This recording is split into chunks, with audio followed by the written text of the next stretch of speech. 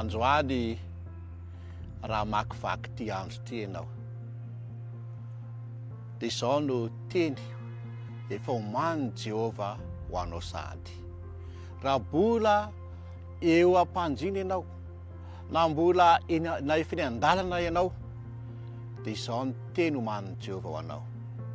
Genesis 7:25 manao hoe: indro izao momba anao ka hiaro anao amin'izay lalaka alehanao rehetra ary apody anao indray.